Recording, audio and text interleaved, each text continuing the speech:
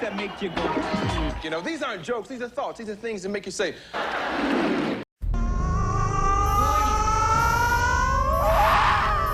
Stand by for countdown. Prepare on maximum. Full immersion begins. 4, 3, 2, 1.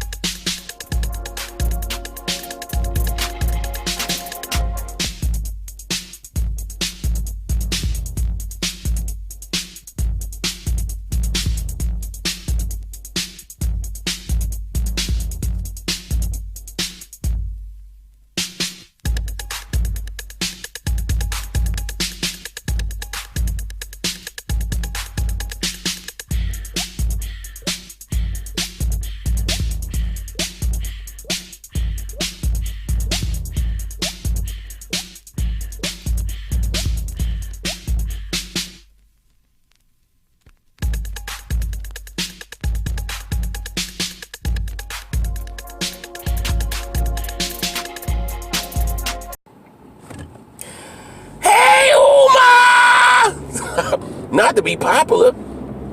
It's just I'm inspired by my brother, that reality Temple's brother, the most powerful voice on the internet, that reality Angel Snubbing Up 7. That's right, brother. I'm calling you out, brother.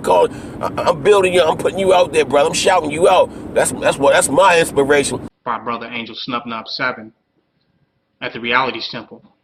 And to give props to him, because I listened to all of Angel Snubbing Up 7's videos, I think that he comes from a different angle. And there's a powerful message in a lot of the videos that he put out, and I try to catch all of them. I look at him as a free thinker and a person that's willing to challenge those of which he don't agree with or which he may think differently from, and I really respect him for that. He's challenged KNBS, and he has also challenged the black supremacy movement as well. And I have nothing against that, because that which cannot be challenged cannot stand and will not stand and will not survive the test of time. How many challenges we can withstand will determine how long we will be able to stand. And my name is Myron. They call me SNIFFY. My name Myron Johnson. They call me SNIFFY. They call me SNIFFY. My cousin is Dr. Umar Johnson. I'm here to give y'all a message. Y'all better leave my cousin alone. That's what y'all better do. My cousin Umar doing good work for y'all. Self, and you don't realize it. You don't realize it, that God has been imprisoned. The devil was able to imprison God.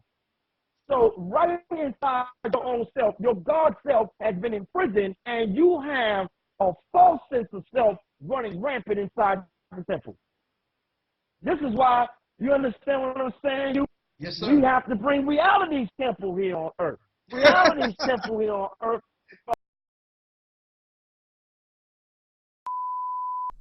When soul singer and black activist Sam Cooke wrote the lyrics to his song, A Change Is Gonna Come, it was very direct and to the point. With some changes to it, the song was still digestible. In the year 2019, black folks continue to go through the change rather than direct the change.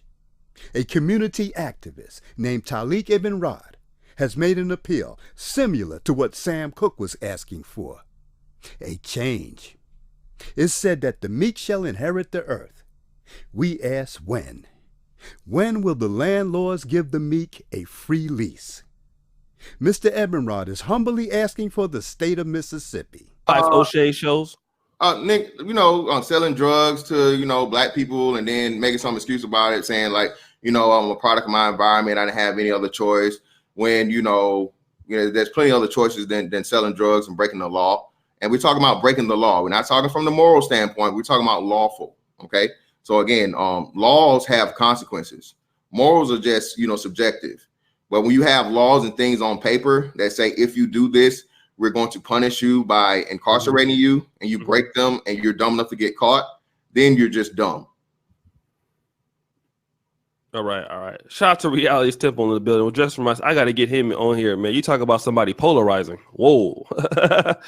that brother is, I'll leave that alone. Shout out to the brother, though, Just. And that is Brother Taalik from the Reality Temples on Earth channel. And if you get a chance to subscribe, please do subscribe to his channel. He's a good brother.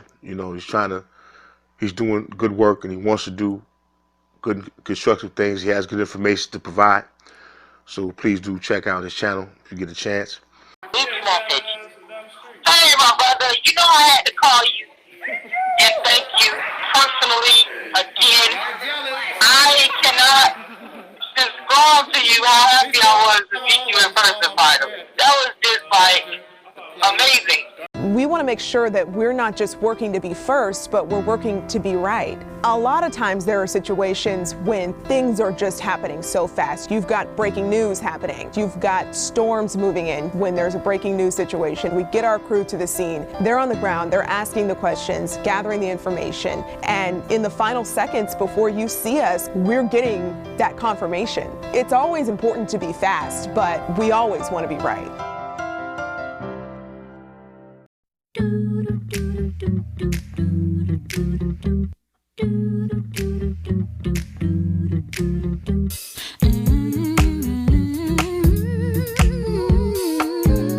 Free your mind.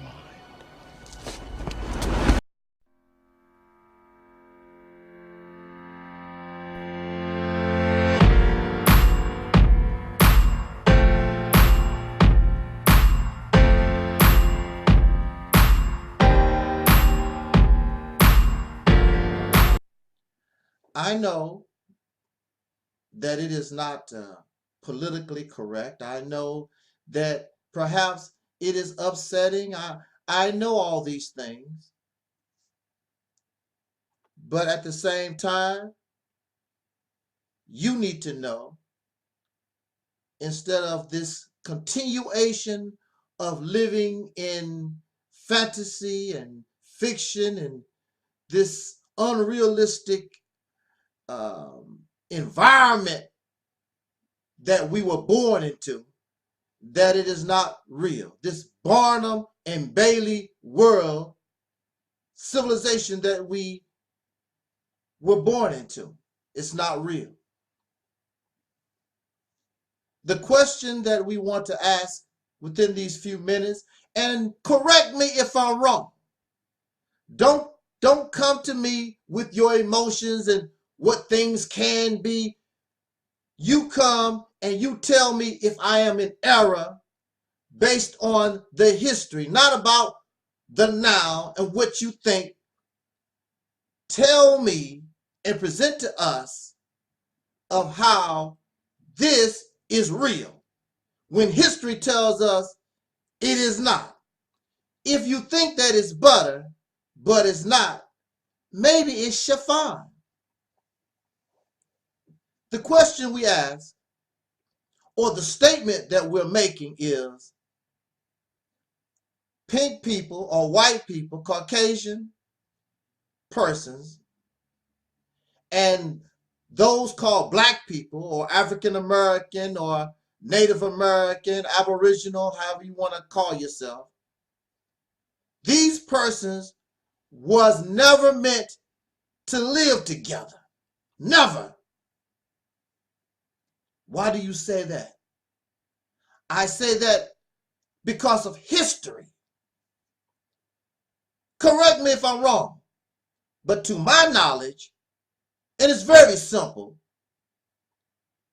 you have, and I don't know, I'm not going to go into the origins of where people come from and all this. I'm going to stick strictly to where we sort of began to intermingle. In the beginning, you have the Europeans over there and dark-skinned people over here. That's what you had in the beginning. In the beginning, they did not live together in the beginning. And they did not live and interact with one another for a long, long time, for thousands of years. Now, according to the history that I know about, there was a little trading back and forth or whatever in the beginning.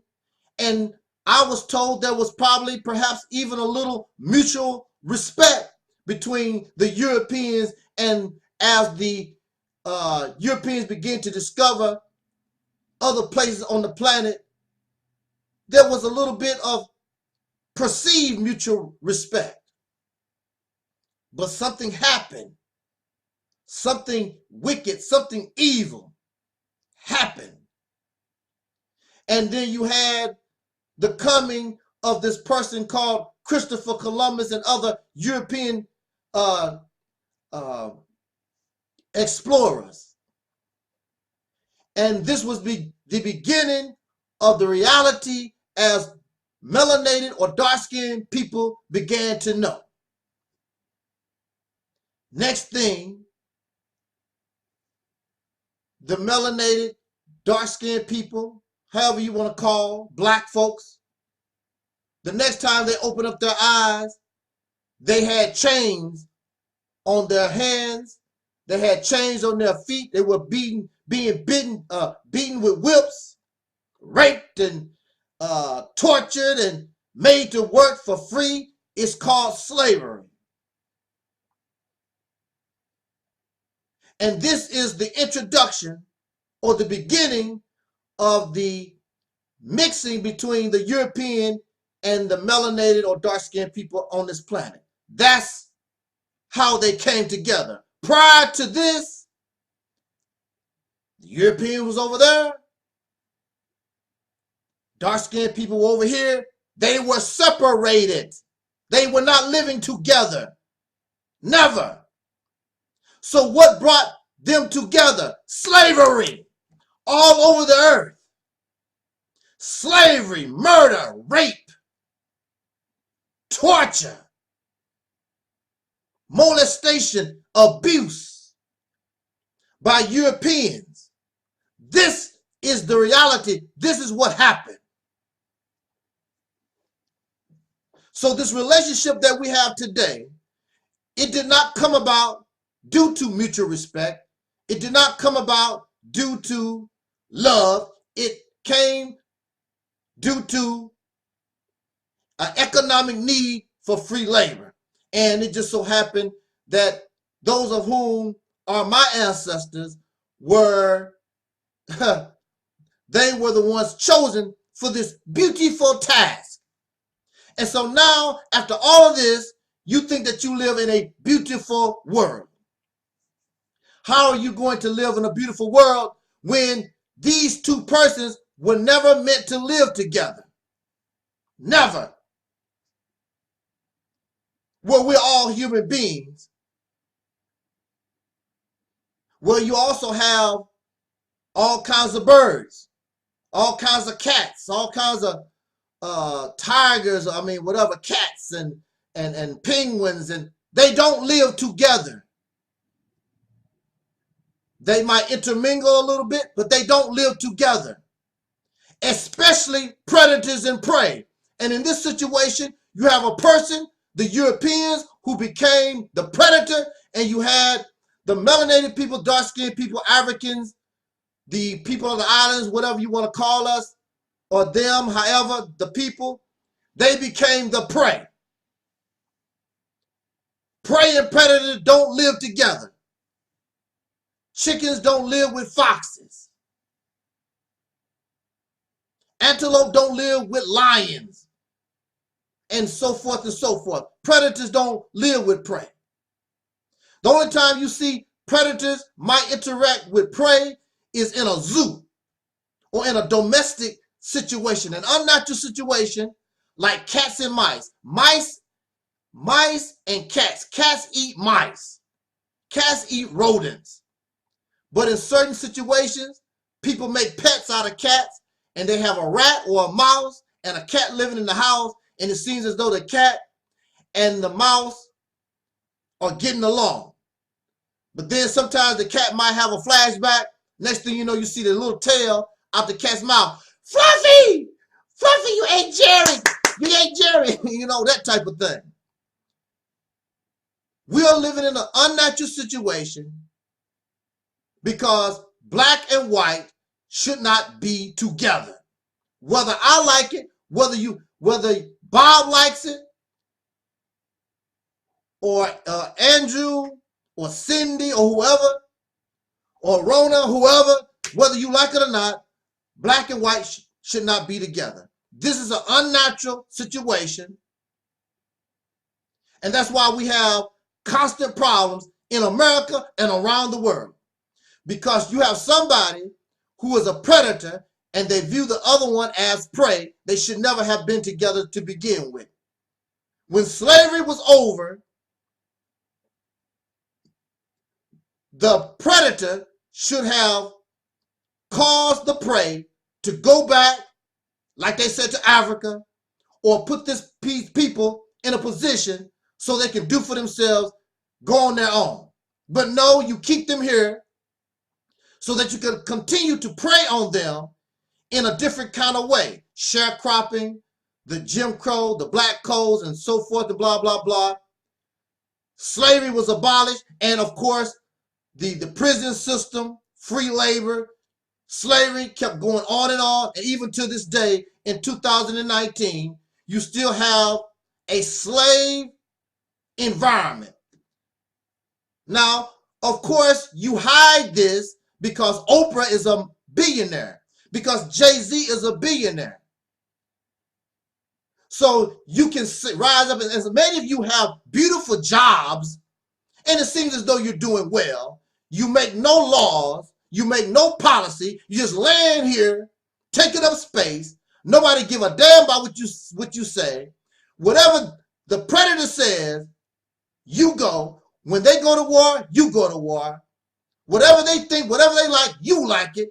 And if you open up your mouth, everybody's going to look at you bad because you are living in an unnatural state. You're not a man. You're not a woman. You're still living in a slave-like condition. You even continue to carry the white man's name. Carter and Johnson and Ellis and whatever these slave names that we have. And you think this is natural because you've lived with your predator for so long, and you marry your predator, and you like some of the things you've grown to love. Well, you really don't know any life except living with a predator. And when they get ready to eat you, now and then you cry, we shall overcome, things gonna be better. And then it goes right back to you go right back to the plantation. Interracial romance, and Tyler Perry building a studio. You think that you really got it going on. The first African-American mayor in Montgomery, Alabama. Oh, things is getting great for the prey. But life tells you, reality tells you, you're not meant to live with one another. And this problem is going to go on and on and on until it's solved, until the proper steps and actions have been taken to resolve it once and for all. And you think it's a bad thing. Many times when a man and woman is in a marriage and they divorce, a lot of times after the divorce, they are better friends than they were when they were married. So this is what you're upset about. Also, we as dark-skinned people, you deny your right, you deny yourself the ability to do for yourself, to start your own nation, to depend on yourself for your food and for your resources, and doing your own thing, being who you are, instead of being under your oppressor and following your oppressor's footsteps. So the Black Awards is not good enough. You want the Academy Award. The Soul Train Music Award is not good enough. You want the Grammy. Everything you do is not good enough, because the white man's ice will always be colder than your own ice. And you think this is natural for you to think and live in a position, in a manner where you don't have no real love for yourself? Everything you do, it ain't good enough. Another man, another woman is better than you. And this is because you live in an unnatural situation. You live in a slave-like situation, and we have grown and we're used to this position in life. It's better. You are better than this. Things that make you go, you know, these aren't jokes, these are thoughts, these are things that make you say,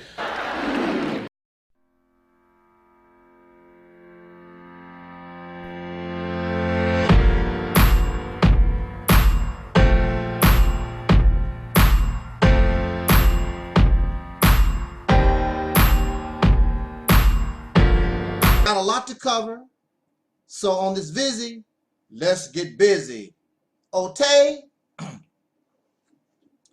there's something that people always tell me because I complain and I criticize folks, right?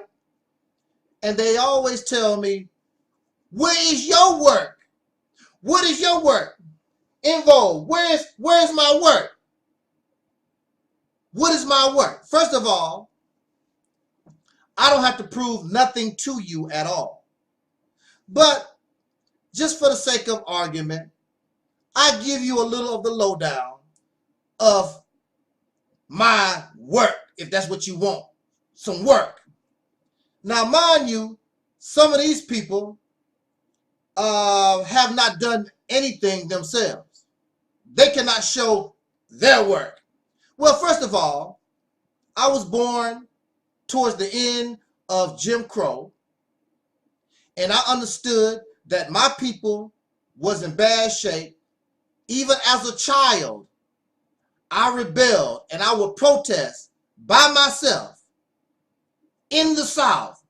This little boy in my school, the only one, no adults, no other children, I would protest against Jim Crow by myself. What was you doing when you were 7, 8, 9 years old? What was you doing? I'm very sure not too much. You did not have no concern except maybe what you gonna get for Christmas. I'm a little boy, decide I'm gonna stand up like many young brothers and sisters in the South. Because if you watch those old civil rights tapes, you will see children willing to stand up against Jim Crow, and adults would do nothing. So that's where I come from. Also, I joined, y'all always talk about the work of the Honorable Minister Louis Farrakhan. Well, I was there for 9 years. So if Minister Louis Farrakhan done some work, then I was right there with him for 9 years. So that means if Farrakhan did some work, then I did work too, because I was right there in the ditch, in the gutter with him for 9 years.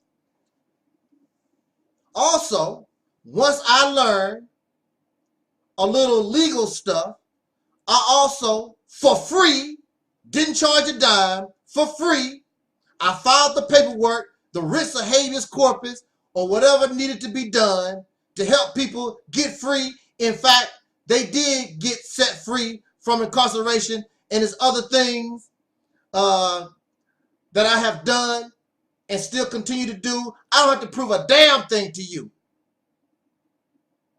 But when it's all said and done,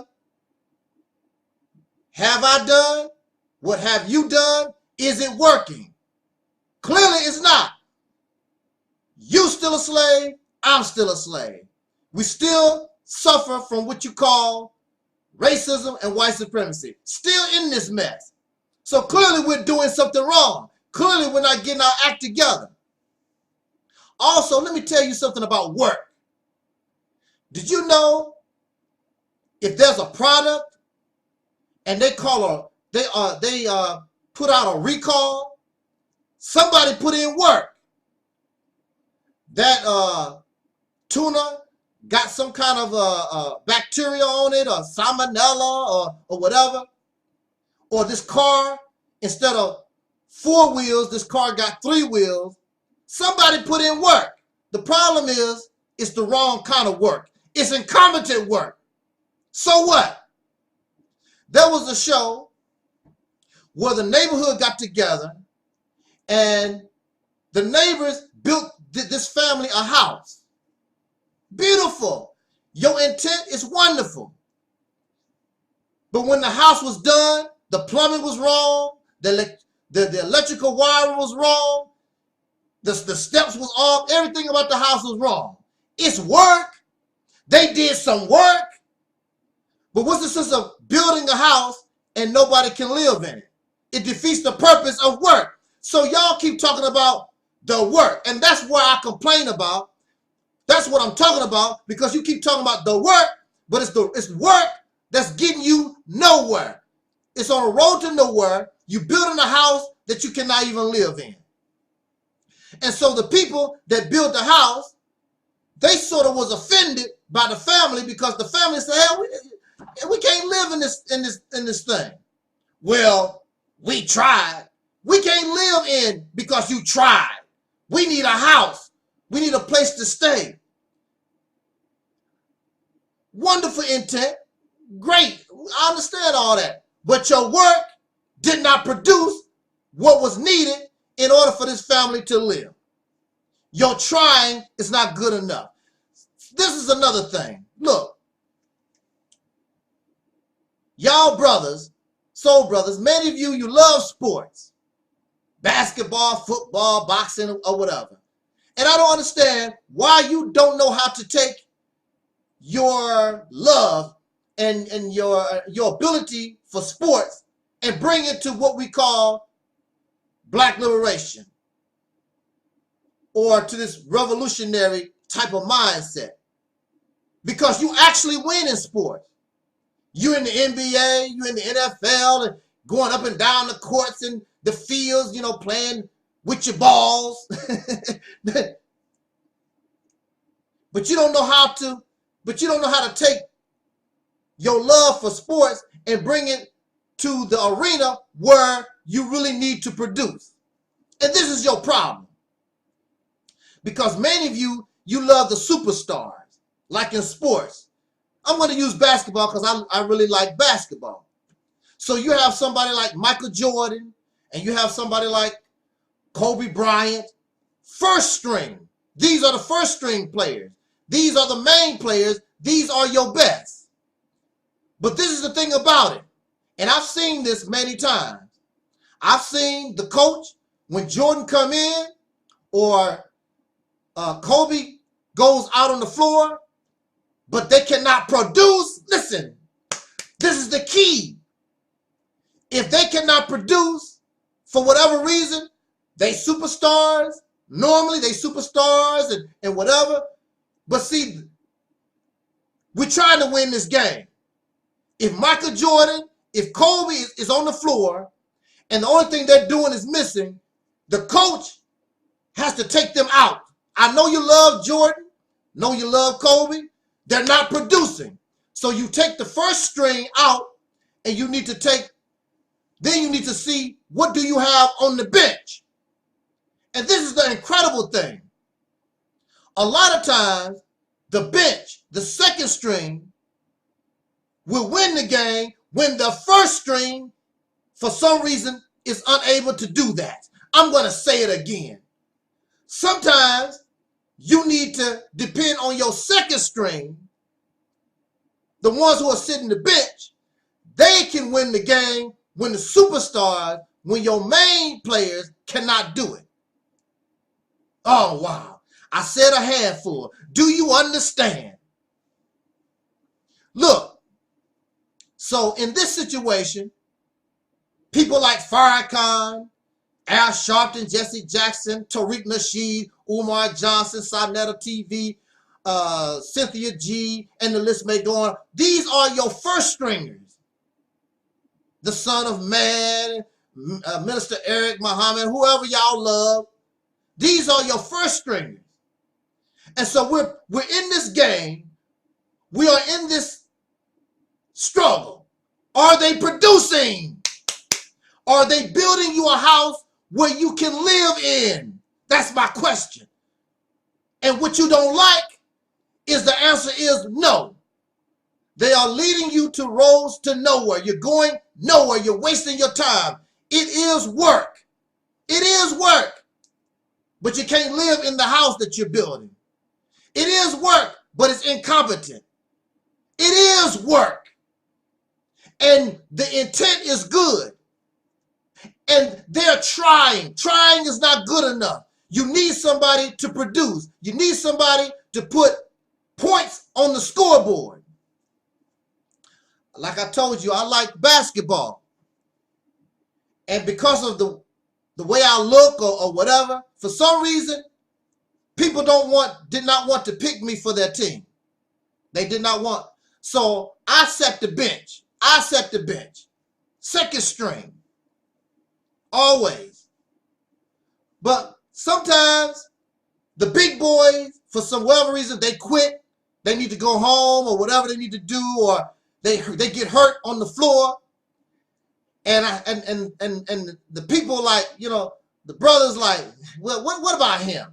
Come on, man, you know, get on the floor. They already know they're gonna lose because I'm a nerd. They already know I can't play. I don't know what the hell I'm talking about. When I was telling them they need to do this and that and that, let them play. Come on, man.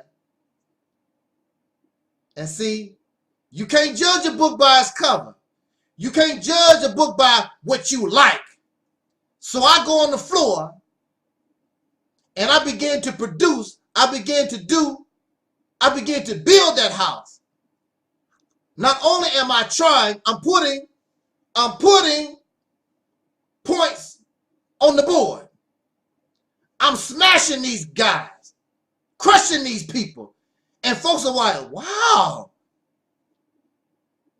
See, what you need when you're losing, y'all act like you don't know how to play basketball. You don't know nothing about sports. Even though you love Michael Jordan and Kobe, when they're not producing, you got to take them out. Look, you need to get yourself together because it's not working. You need new strategy. You need to see who you got on that bench and bring new people. Old people will continue to give old results. And you wonder why you're a loser. You wonder why you're pathetic. New people who are competent, new people that you put on the floor will bring you new results. Give you that win when you have not been winning. We have not been winning going on at least almost 100 years after Marcus Garvey. You have brothers and sisters on YouTube and outside of YouTube keep talking about we building a nation. We want a black nation. Well, first of all, you have no land. I don't know where you're going to build this nation that you're talking about. Then most of all, where is your skills? What skills do you have? No, do you know about plumbing, electricity, carpentry, how to build a sewer system? What do you know? Do you know how to set up government? What do you know? They don't have it. So You're doing work, but it's incompetent. It's not well researched. It's a bunch of feel-good rhetoric, and that's what you don't like about Angel Snubbed Up 7, is because I'm showing you and I'm telling you exactly what it is. But I love Michael Jordan. I love Kobe. They're not producing. I don't know why. You got to take them out the game. Put somebody, and you don't know whether they are going to produce or not anyway. But we do know that at this time, Farrakhan, Umar Johnson, Tariq Nasheed, Sinetta TV, Hassan Campbell, all these people that y'all putting all this time, all this effort in, they're not doing nothing for you. They're not moving you. The Black Authority, beautiful talk, wonderful work. It's not good enough. They're trying. It's not good enough. So it's time for you to change your strategy. You need to support new people, new ideas, and let's see what happens on the basketball court. Let's see if somebody new can put up those points where your superstars, for whatever reason, they can't seem to get the job done. Free your mind.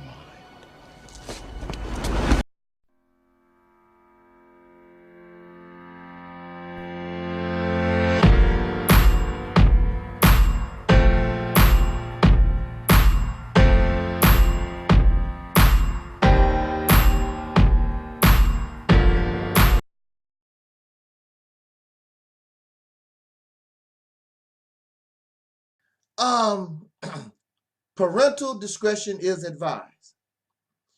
And the thing about it is, most children already know a whole lot of this. They actually need to listen to this video also, because children are easily influenced. This is the reason why some of y'all have children as teenagers. This is why some of you are grandmothers, grandfathers at 30 years old or whatever, because the children already know, they hear and whatever, and now we suffer the consequences of our actions. Not that our children, our grandchildren, and the babies that are produced is bad.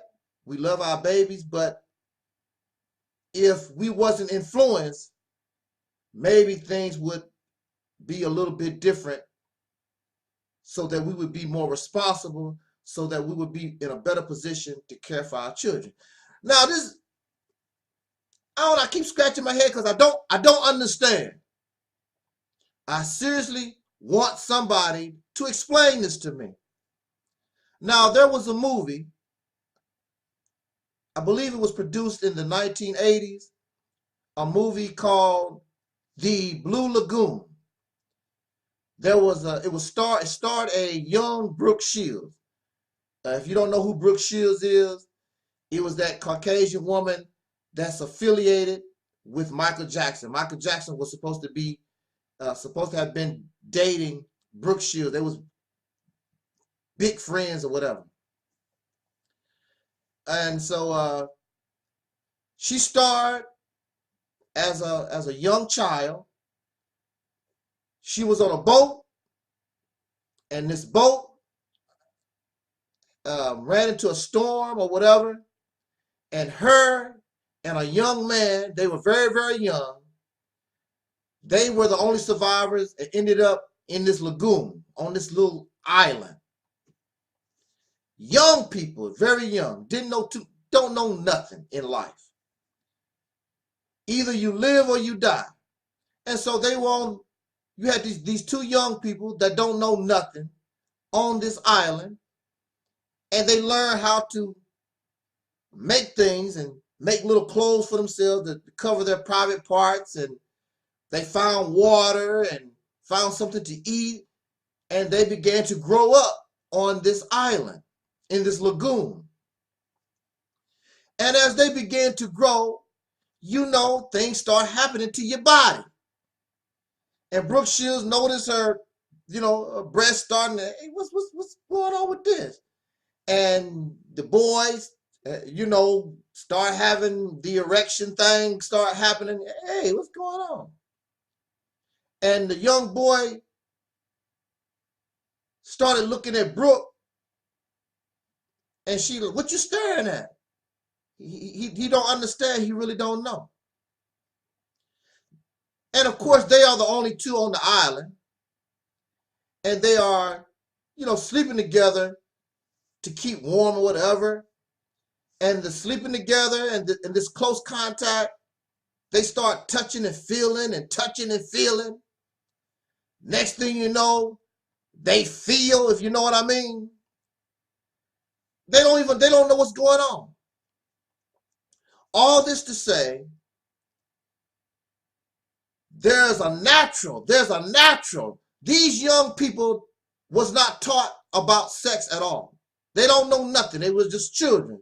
They end up stranded. They're going through puberty. Now, see, this is another thing. Woo, see, you say, look,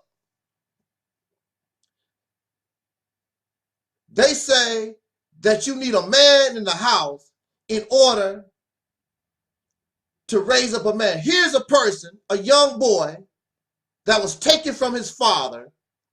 He learned his role on this island. This young lady learned her role. It's something in you that's supposed to be natural. Your parents basically guide you. They don't teach you how to be a male. They don't teach you how to be a female. This is natural. They teach your mother and your father teach you your role in society as a male or as a female. They don't teach you how to be that, because that's what you are. I'm a woman, I'm a man, as depicted in this movie. There was no mother, there was no father. These young children naturally grew up, began to grow up, and they naturally found their roles in life. And they also discovered sex, and they figured it all out by themselves. Nobody, they did not have to go to school. Nobody taught them nothing. Nature guides you. It's supposed to be natural.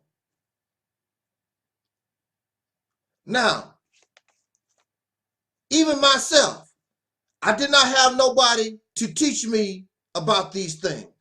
I had to discover these things on myself. I went through puberty by myself.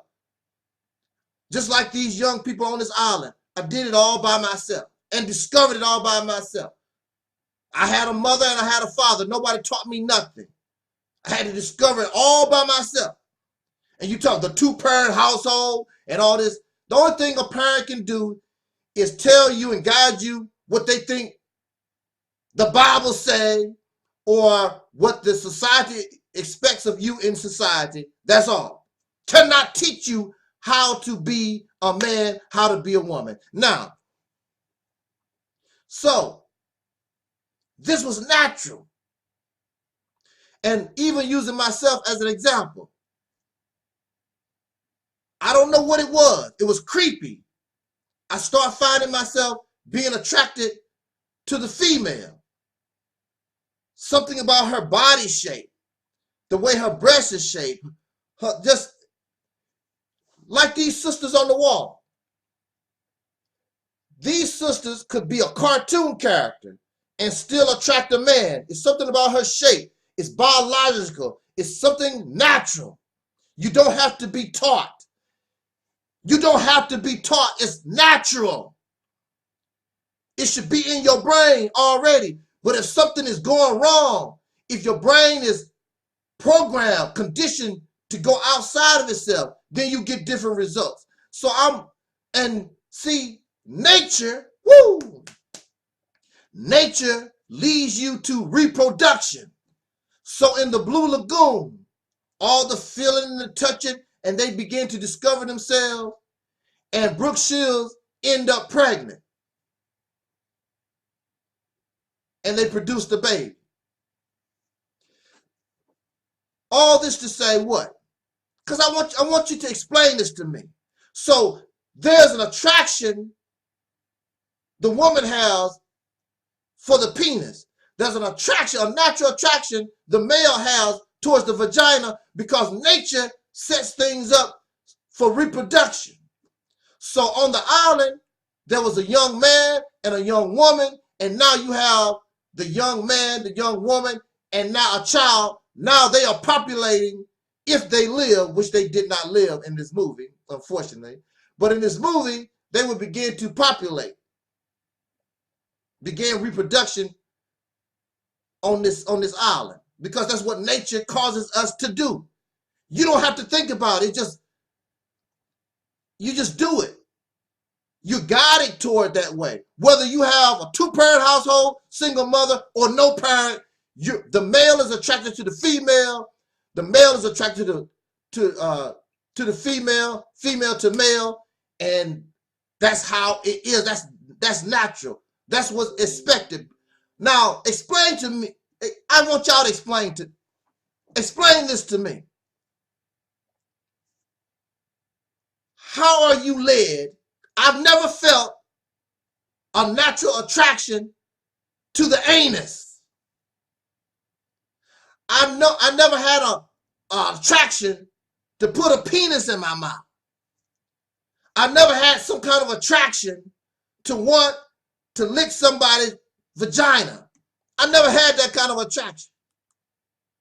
Where is this coming from? So you telling me that this is natural? Something inside you as a child, you growing up.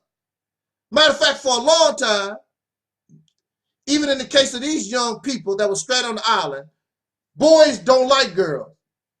Girls don't like boys. There's nothing.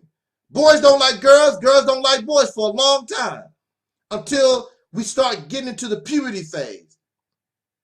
So you mean to tell me, and people who are homosexual or whatever, they say they knew they was gay or homosexual as a child. You mean to tell me, for real, you mean to tell me you was attracted to anus? You was attracted to put a penis in your mouth naturally? Nobody didn't teach you that. You just naturally as a child, I want to put a penis in my mouth. You look at somebody's anus, I want somebody to put their penis in my anus. Naturally.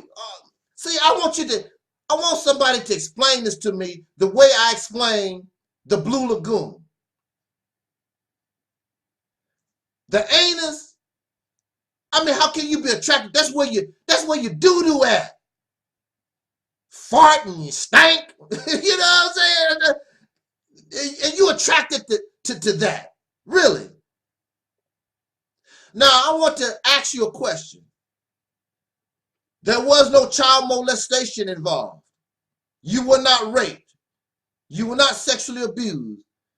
You just naturally said, looked at somebody's booty and said, that's really nice.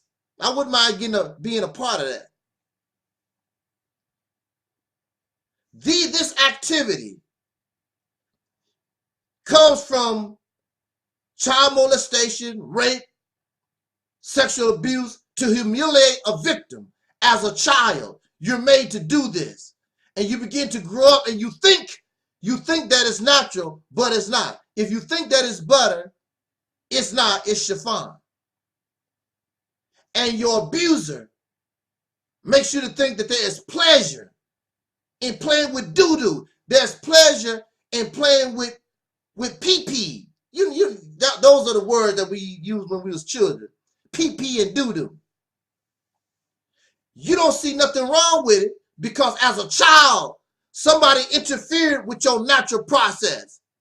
And now they think that they got you thinking that playing with doo-doo, sucking on a phallus, licking on a vagina, you think that's natural. You think that's what you're supposed to do. That's natural.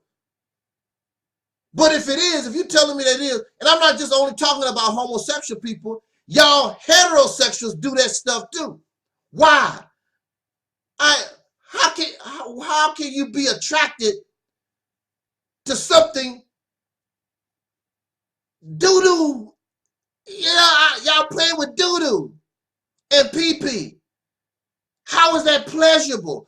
I'm trying to get an understanding. I'm trying to see where your mind is at.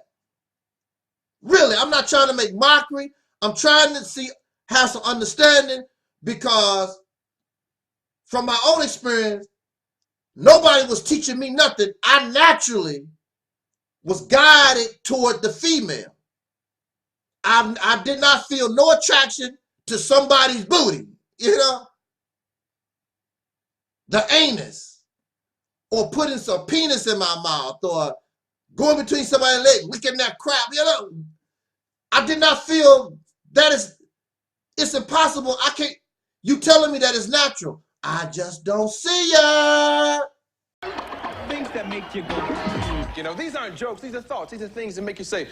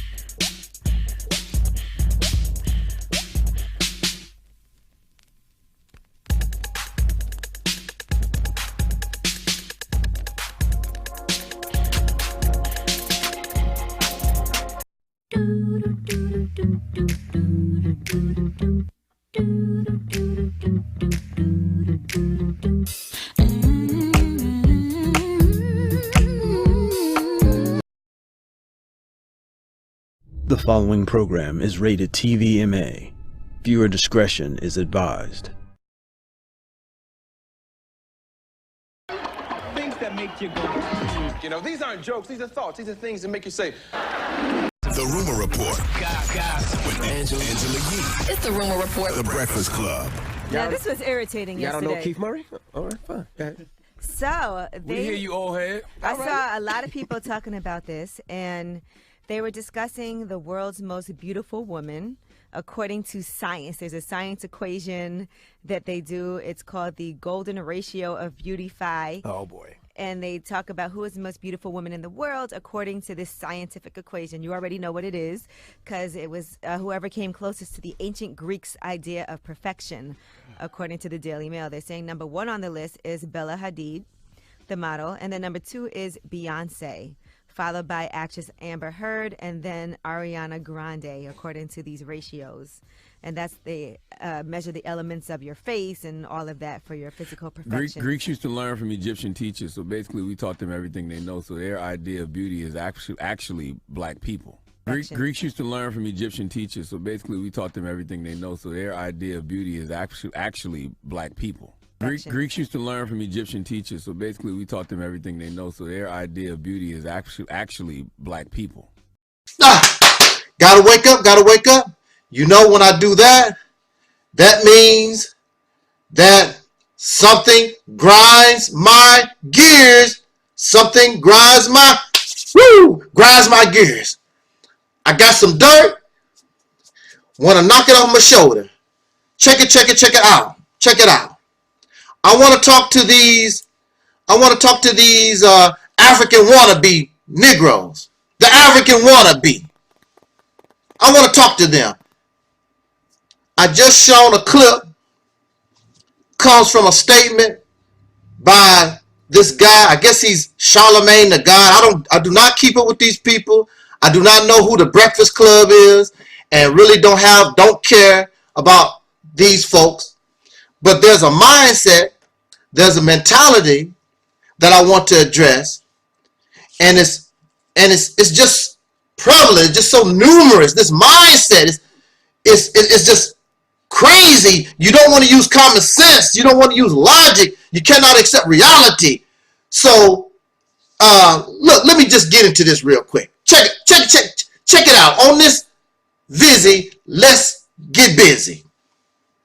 Charlemagne the God, whoever this person is, on the Breakfast Club, they made this comment, oh, well, you know, the Europeans based their beauty standard on Egypt came from Kemet, and of course Kemet is us. Anything in the world black. Now, have you noticed people like this? They don't claim the pygmies or the Twa people. They are Africans. They live on the continent. You never hear them talk and try to make a claim to being a pygmy. Even though there are many of y'all short as hell, even though there are some of us who are midgets, they do not never mention, they never try to claim the Twa people or the pygmies or the Maasai people in Australia, or nobody they think that don't have something they can brag about. That's what it's all about. These low self-esteem Negroes that ain't never really have accomplished nothing in their life, even though you're on the radio, your ugly face on YouTube, and you're a self-appointed scholar and all. That's not good enough. You need to point to ancient Kemet, ancient Ethiopia, or Timbuktu, or whatever, suffer from low self-esteem because you cannot accept the fact that you are a hybrid, that you were created due to slavery, and these are your ancestors, but they are not you. And you don't have no idea of who these ancestors are. The only thing you know is they had to be some type of dark-skinned person. And you just ignore the fact that the racist Caucasian people called the native people here at one time, they called them Negro, they called them African too. So when you say that you're African, why can't you say or feel any type of relation that the African they was talking about was already here in North America? They call these natives African and Negro. Who else is called Negro and African? Oh, us, the colored people, the African Americans. That's just ignored. But check it out. But of course, everybody on the planet copy the Africans. It's all about it. The Africans did everything first. The Africans farted first. The Africans took a dump first. The Africans took a piss first. The Africans scratched their ass first. Pulled boogers out their nose first.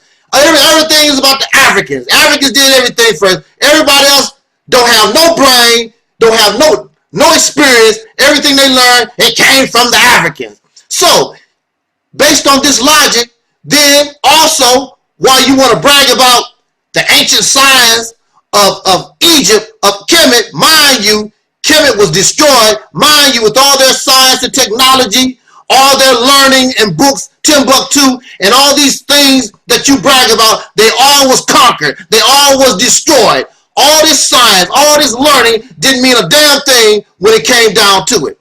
But since we want to use their logic, let's talk about the greatness. Let's talk about being first. The original man is the Asiatic black man, the maker, the owner, cream of the planet Earth. Now let's talk about the first. So if Africans are the first and they do everything first, let's not try to talk and focus on the positive, what you think is good. Let's talk about the bad. So the black man or the African been on the planet for a very long time. So that certainly means that the African also was the first murderer, the first one to cause wars, the first woman beater, the first drug user, the first pedophile, yes, the first homosexuals, the first liars, the first thieves.